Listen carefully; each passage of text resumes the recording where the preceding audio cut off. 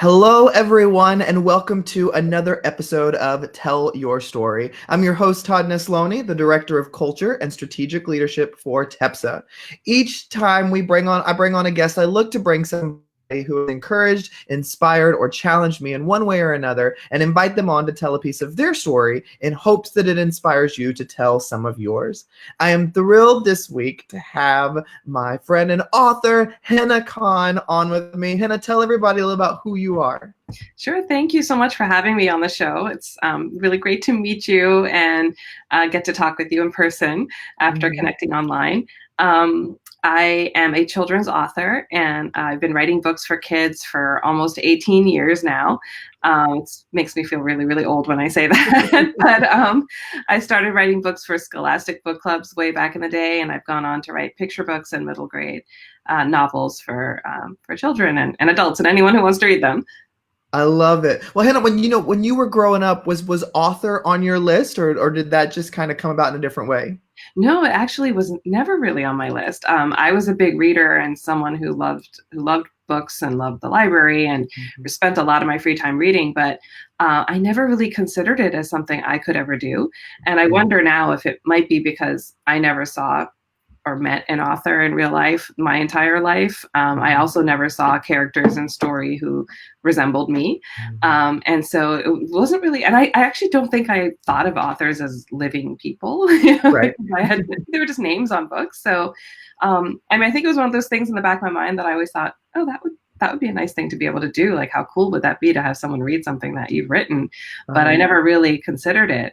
And I actually loved writing, and I used to write for fun as a kid, and I wrote for my high school newspaper, and everywhere I worked, I'd end up being the person doing the writing until I actually specialized in communications. But the children's writing sort of happened by accident, and it was through a friend of mine from elementary school who was working for Scholastic and asked me for help with the series that she was working on because she knew I loved to write. And that's sort of what got me into that world. And for a long time, I still couldn't call myself an author. I would just sort of tell people, well, I work in public health communications and I write children's books. And it took a long time for me to sort of own that title. Yeah. But it's, something I feel really, really happy and lucky to be able to do. So what was your experience like? Lead me to, working into that and then authoring your own first book. How did that happen? Yeah, well, so the books I was working on initially were part of different series that Scholastic put out. So the first one was called Spy University, and it taught kids different aspects of espionage.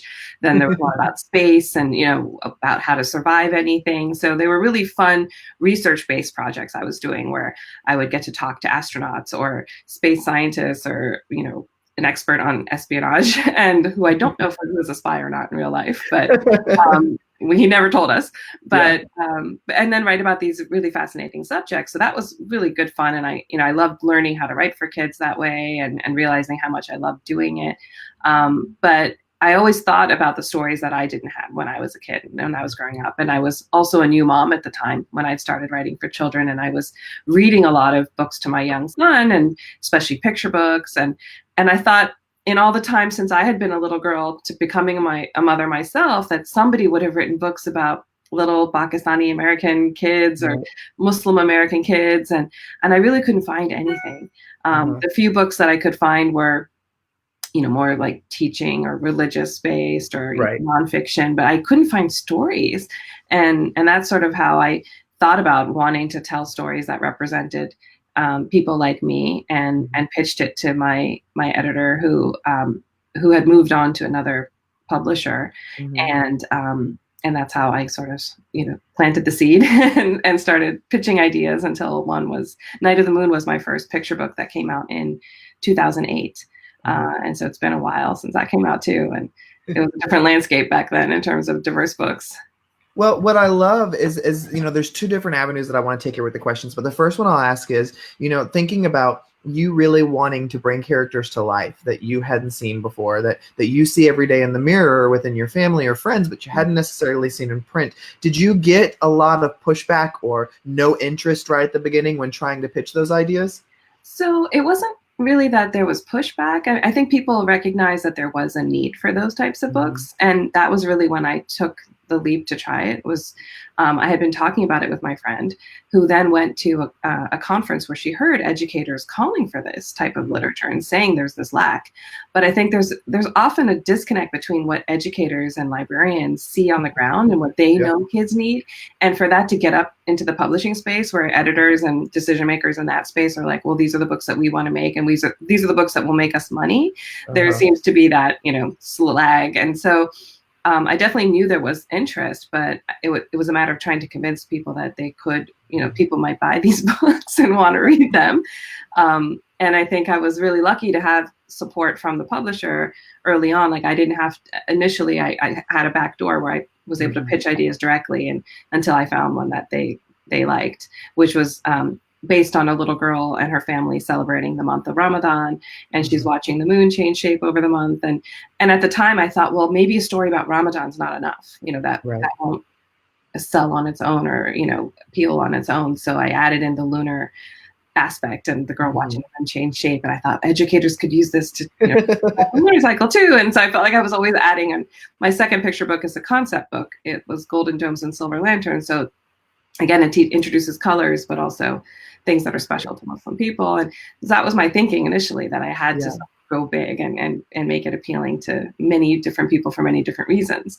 And I think over time, people started to really see that these books had inherent value, and that, people enjoy reading about people who are different than them. And I certainly did growing up. Like all my heroes and books were nothing like me in the sense of culture or religion or anything, but they were like me in that they were human, and they were little girls or boys or, characters I admired or connected to. So I think I'm happy to see that people are finally realizing that, we all love to read outside of our experience and meet different people and creatures in our reading.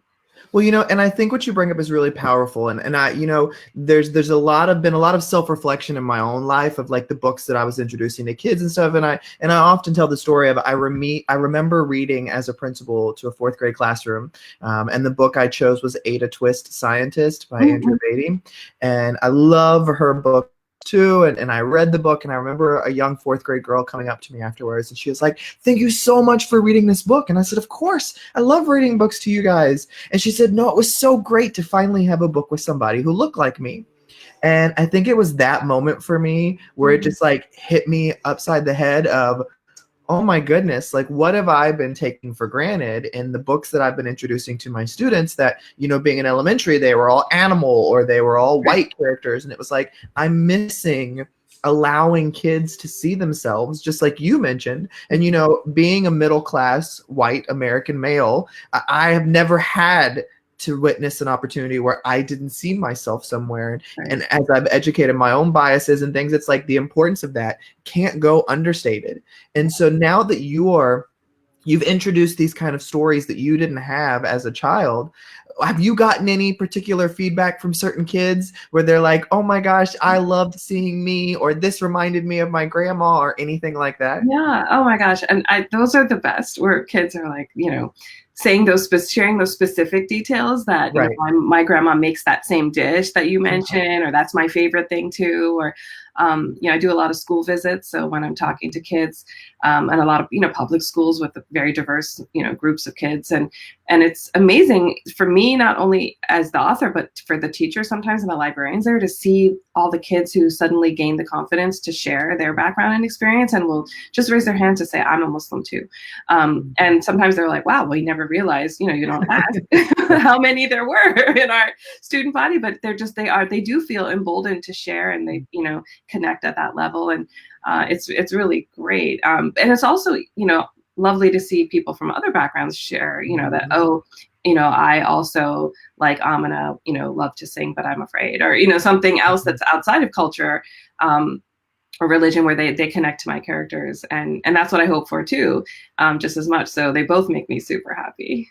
Yeah, and I think you bring up a great point. Like introducing diverse literature with these diverse characters, it's not about just making one thing stick or stand out. It's like you just want to reach kids. And so whether that is they find their voice in the story, even if they don't have the same background as the characters, I mean, all those moments are really powerful when you bring in literature. And that's why for educators to remember to be bringing in a wide variety of characters, even if you know nobody in that class looks like that character or has that background, it doesn't mean you shouldn't bring that book in. We're Exactly. going to interact with people all over the world Yeah. all the time. So, Yeah, I remember somebody, I don't remember who it was who said it, but I thought it was so clever because they were talking about that argument of like, well, I don't have any, I don't have that population at my school, mhm. so I don't need those books. And the argument was sort of like, well, I'm sure you don't have any hobbits, at your school either, or, That's a great point. talking gorillas or whatever, but that doesn't stop you either, So I do think it's great to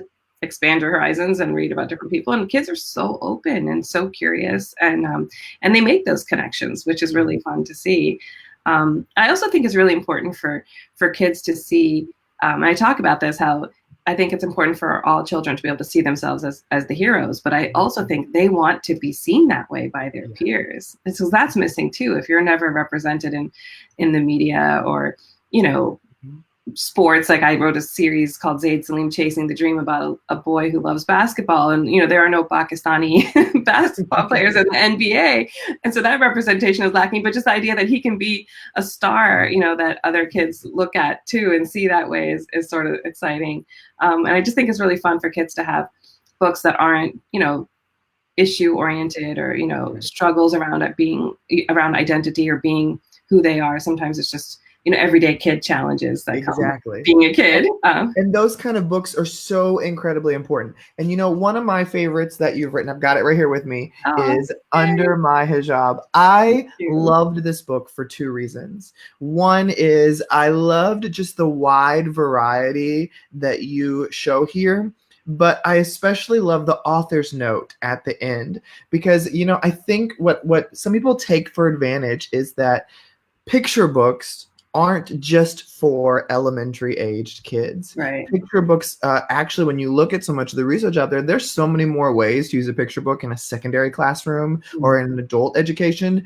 And I think what's beautiful is, I had an event back in January that I hosted of educators coming together to tell their stories. And I had two women who came and talked about being Muslim and wearing the hijab.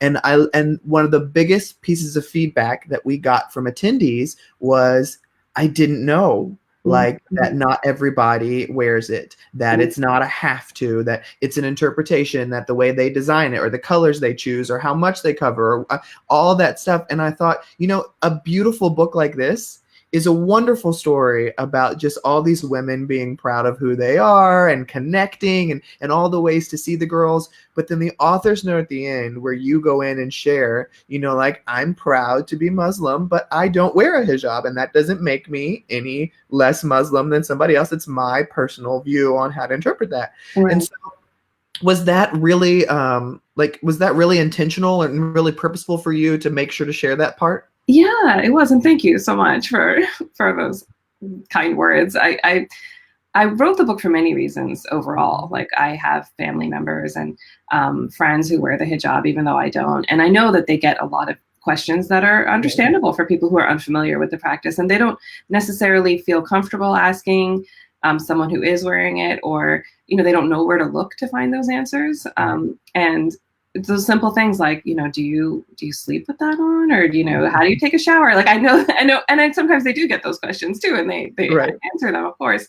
And even little kids. My sister-in-law worked at a school with very young children, and she wears the hijab, and she said that kids would ask her, do you have hair? Because they never saw it.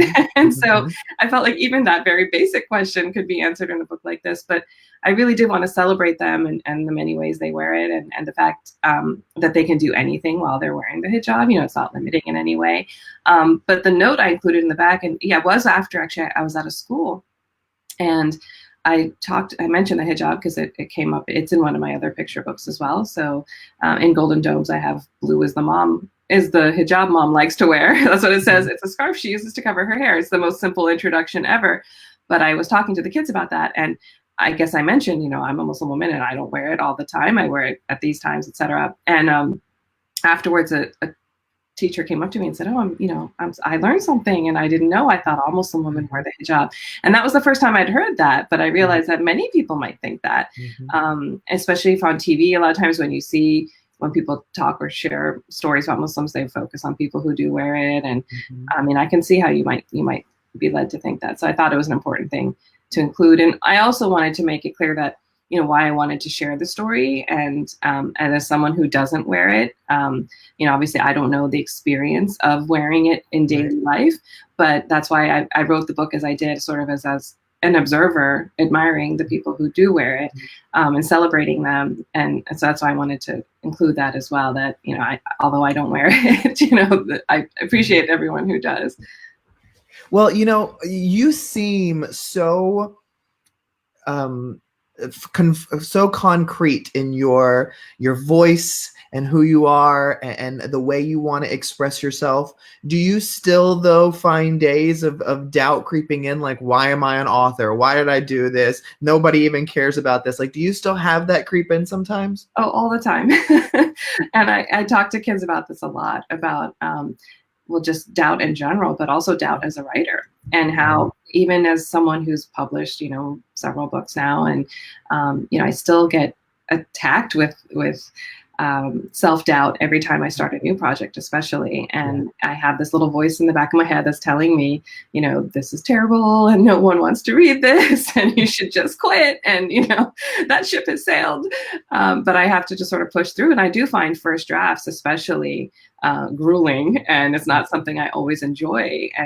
And I think that's a mistake. Many of us think that people who are writers are people who find it easy, except for writer's block, whatever that is, but the rest of the time it's really easy, or something that they love doing. And I don't always love it. I sometimes really agonize and find it to be a struggle. But in the end, I think I like to go back and edit actually a lot more than I like first drafts. And, every now and then we all, it's hard not to compare, where you are and what's happening in the world around you, and think about those things. But I do feel that overall I have had, a really wonderful support, and, such great response from educators and librarians. And I feel like that, I'm like, you're my people.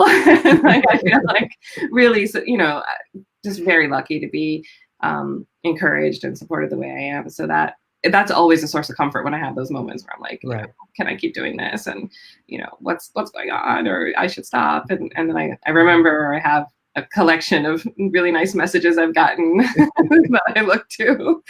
And that's what I love about these Tell Your Story conversations that I've had is, I've done over 100 of them, and every single person says, yes, this still is a battle for me. No matter how successful I am, I still have these moments where it's like, I should not be writing another book, or I should not be speaking here, or anything like that. So I love being able to continually hear that even people who they seem so concrete in their own voice that they still struggle with that. So thank you for sharing that. Well, Hena, one of the questions I always love to end these Tell Your Stories on is, when you look at the world around you, if there was one thing you wish more people knew or understood, what would your one thing be?